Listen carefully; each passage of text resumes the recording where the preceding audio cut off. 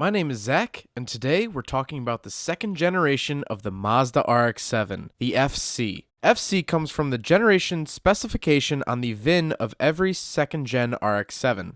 The first gen will have an SA or FB, the third gen will have an FD. The FC generation lasted from 1986 to 1991, with tons of variations throughout its life.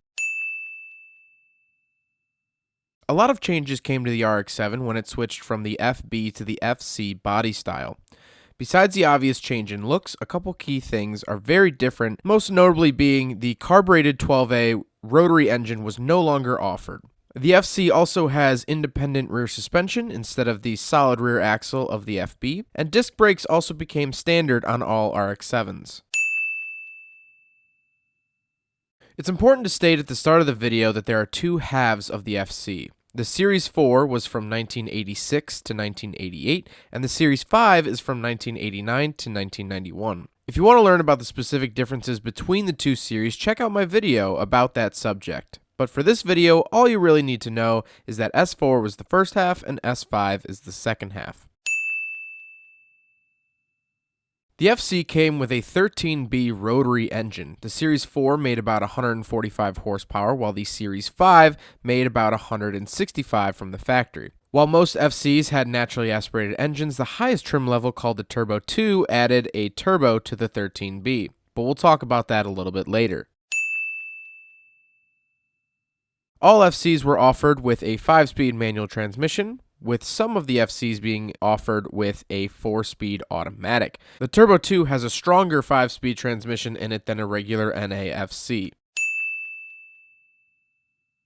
The Turbo 2 was the highest trim level of the FC RX-7. From a glance, you can tell it's a Turbo 2 by its side decals and iconic hood scoop. Under that hood scoop is a factory top-mounted intercooler for the 13B turbo. The S4 turbo made about 185 horsepower, and the S5 turbo made about 210. The 13BT has a lower compression ratio than the NA 13B, as well as it only has 4 ports instead of the 6 ports found in the NA version. In 1988, Mazda offered a 10th anniversary version of the RX-7, commonly referred to as a 10AE. This car was built to celebrate the RX-7 nameplate starting back in 1978. The 10AE was a Turbo 2 with special visual features such as special white paint on the body, trim, wheels, and taillights. The quickest way to tell a 10AE from a regular FC is the color-matched Series 4 taillights and the 10th anniversary side badging. About 1,500 10AEs were ever made and sold.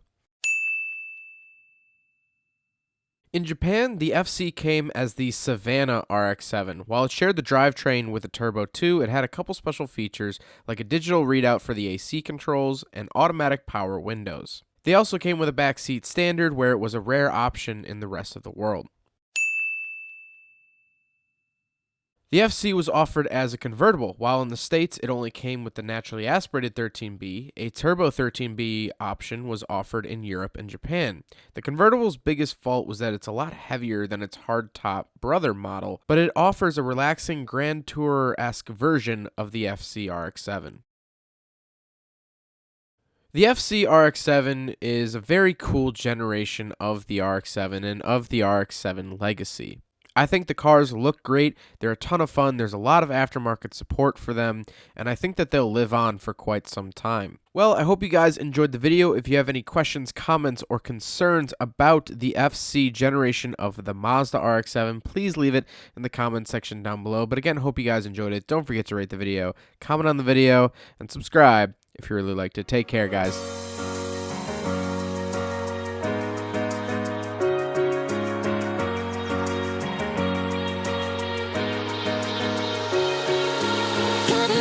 You like to play your own game.